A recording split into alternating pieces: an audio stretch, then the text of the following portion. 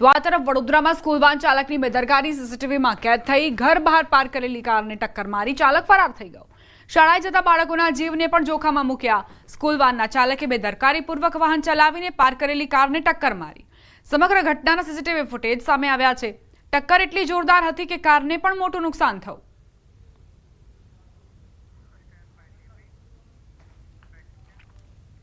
વડોદરાના કરજણ નજીક નર્મદા નદીના ધસમસતા પ્રવાહમાં કાર ફસાઈ ગઈ। સરદાર સરોવર ડેમમાંથી છોડાતા નારેશ્વર દીવાબેટ રોડ પર પાણી ફરી વળ્યા। તે સમયે દીવાબેટ તરફ જતી એક કાર નદીના તીવ્ર પ્રવાહમાં ફસાઈ ગઈ।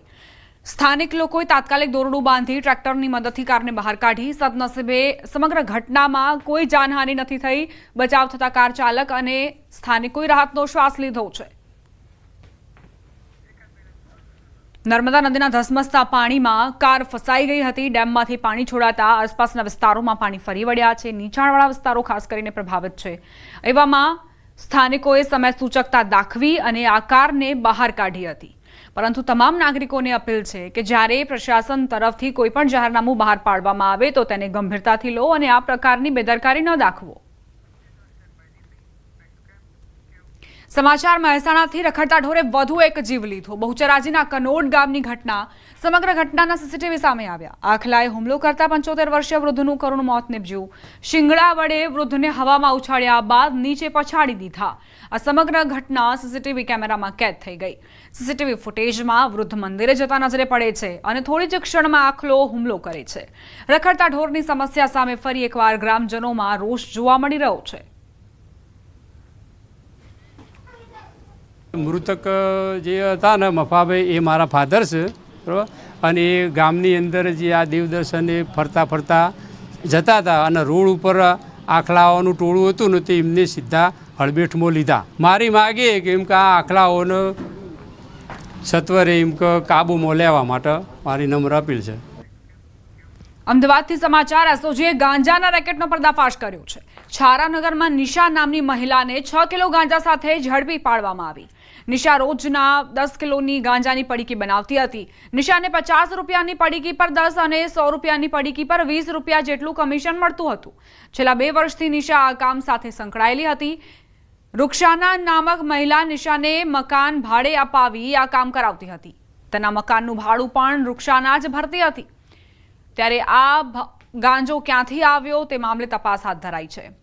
હાલ નિશા પાસેથી 60,000ની કિંમતનો 6 કિલો ગાંજો સહિત 70,000નો મુદ્દામાલ જપ્ત કરાયો છે। છારાનગરમાં એક નિશાબેન સતીશભાઈ સાબરિયા નામના 35 વર્ષની ઉંમરના મહિલા છે। તેઓને 6 કિલો ગાંજાના જથ્થા સાથે પકડી પાડેલ છે। હવે આની મુખ્ય એમો એવી હતી કે આજે નિશાબેન છે પોતે એક કિડની એની પોતાની ડેમેજ છે અને એના હસબન્ડ છે એ હેન્ડીકેપ છે। એટલે એની જે આ આર્થિક સ્થિતિનો લાભ લેવા માટે એક બીજી જે મહિલા છે રૂક્ષાના કરીને એ આને એક ભાડે મકાન અપાવી દે છે છારાનગરમાં અને એનું ભાડું છે એ પણ રૂક્ષાના ભરે છે। એ ઉપરાંત એને કમિશન આપે છે ને આની પાસેથી ગાંજાની પડીકીઓ બનાવી અને ઘરેથી વેચાણ કરવા માટે આપે છે। જે સંદર્ભમાં જે રૂક્ષાના છે જે અમારે પકડવાની બાકી છે એ લગભગ રોજનો 10 થી 15 કિલો ગાંજો આને પૂરો પાડે છે। આમાંથી આ નાની નાની પડીકીઓ બનાવી અને ઘરેથી વેચે છે અને એ જે પડીકી છે એમાં 50 રૂપિયાની અને 100 રૂપિયાની આ જે 50 રૂપિયાની પડીકી છે અને 100 રૂપિયામાં 20% જેવું કમિશન એને મળતું હોય છે। ભાવનગર જિલ્લાના ઉમરાળા તાલુકાના હડમતિયા ગામે એસટી બસ ડ્રાઈવરને ઢોર માર માર્યાનો બનાવ સામે આવ્યો।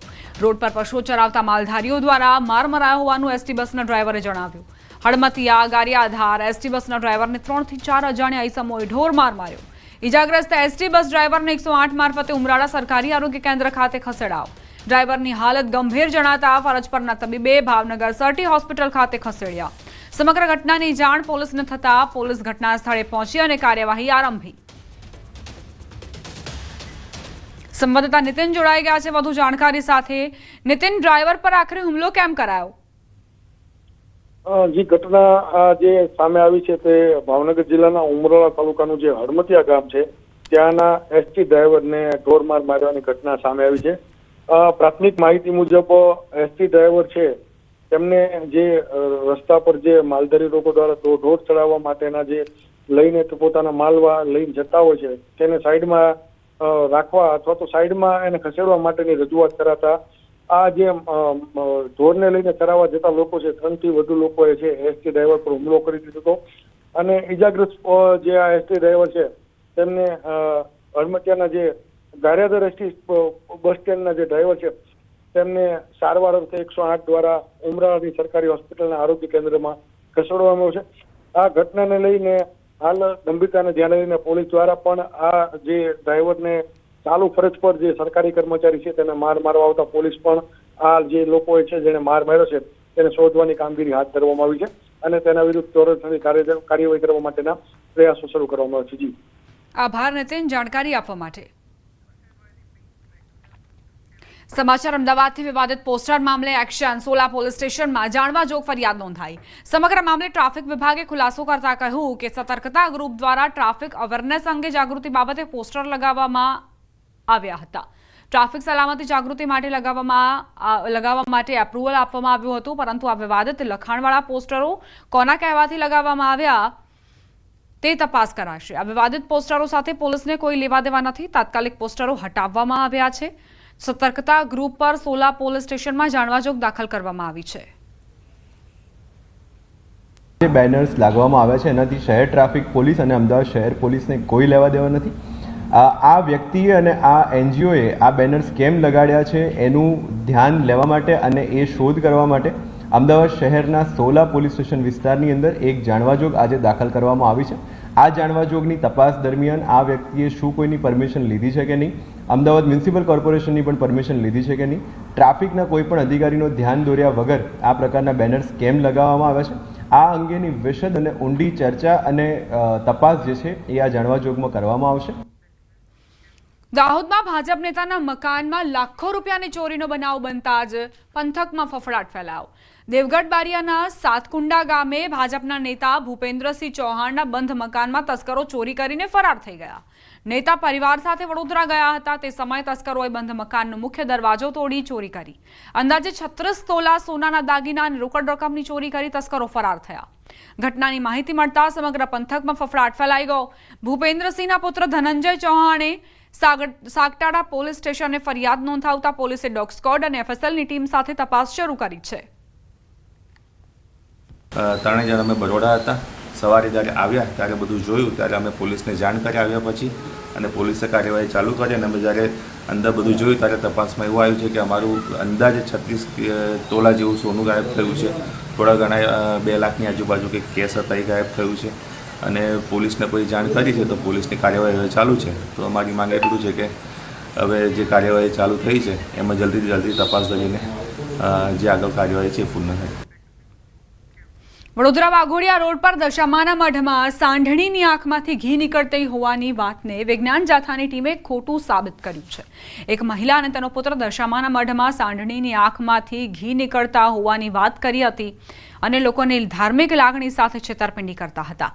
વિજ્ઞાન જાથાએ આ ભૂઈની 35 વર્ષની ધતિંગ લીલા બંધ કરાવી દીધી. સાથે જ વિજ્ઞાન જાથાની ટીમને વડોદરા police commissioner, deputy police commissioner, police inspector A B Patel, મહિલા પોલીસે પર્દાફાશમાં મદદ કરી. આ ભૂઈએ ભવિષ્યમાં દશામાના મઢે તરકટ નહીં કરવાની લિખિત બાંહેધરી પણ આપી. આ સમગ્ર મામલો છે બેબુનિયાદ તૂટ સાબિત થયો છે. ભોઈ અને તેનો પુત્ર બંને અને પરિવારનો ષડયંત્ર બહાર આવ્યું છે. આર્થિક લૂંટનું કારસ્તાન બહાર આવ્યું છે. જે પ્રકારે ભોઈ છેલ્લા 35 વર્ષથી ધતિંગ લીલા ચલાવતા હતા તે વિજ્ઞાન જાથાએ બંધ કરાવી છે.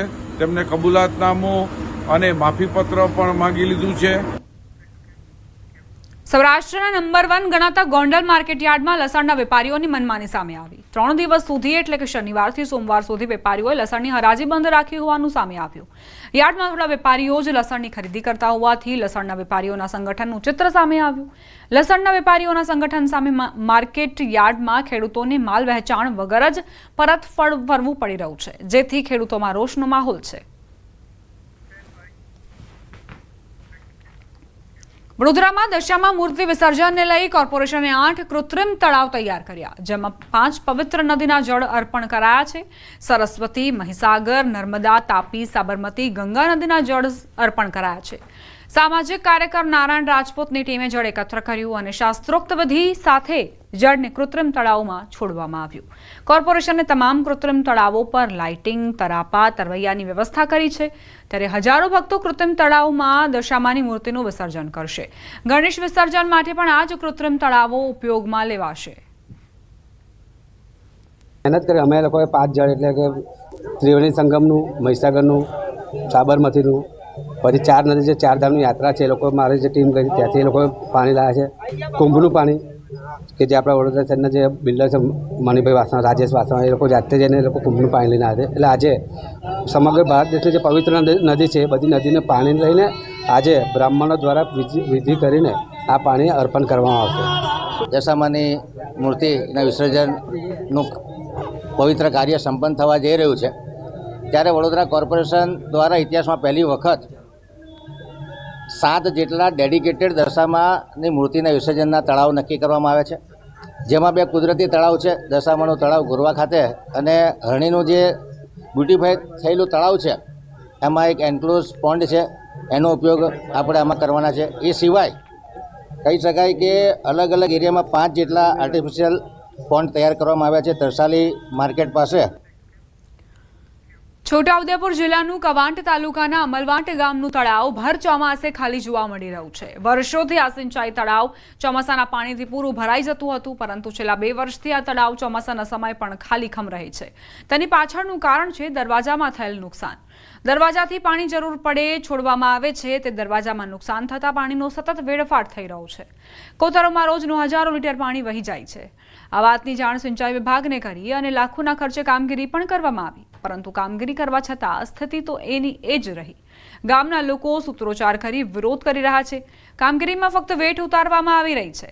જે દરવાજાને રિપેર કરવાનો હતો ત્યાં જાણે થીગડા મારી દેવામાં આવ્યા હોય તેવું જોવા મળ્યું, જેથી આક્રોશમાં આવેલા ખેડૂતો જણાવી રહ્યા છે કે આવા અધિકારી સામે સરકારે પગલાં લેવા જોઈએ.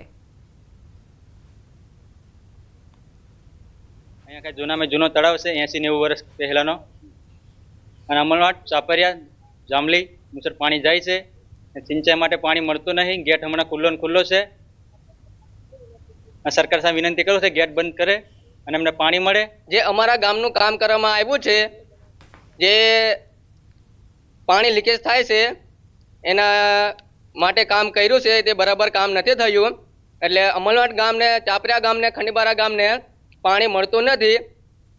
જે હાલ કામ કરવામાં આવ્યું છે ગેટનું એ બરાબર કામ થયું નથી. અમલવાટ ગામની અંદર જે ડેમનું જે કામગીરી કરવામાં આવી છે એ વ્યવસ્થિત થઈ નથી, અને જે પ્રમાણે જોવા જઈએ તો પાણીનો અમારે દર વર્ષે વ્યવસ્થિત સંગ્રહ થતો હતો, અને આ વર્ષે સંગ્રહ કરવામાં પ્રોબ્લેમ આવે છે. એના કારણે આ જે ગેટ બેહાડ્યો છે, જે લોકો કામગીરી લીધી હતી એ લોકોએ આ વ્યવસ્થિત કામ કર્યું નથી, અને જે ગેટનું જે બંધારણ થવું જોઈએ એ પ્રમાણે આ લોકોએ કર્યું નથી.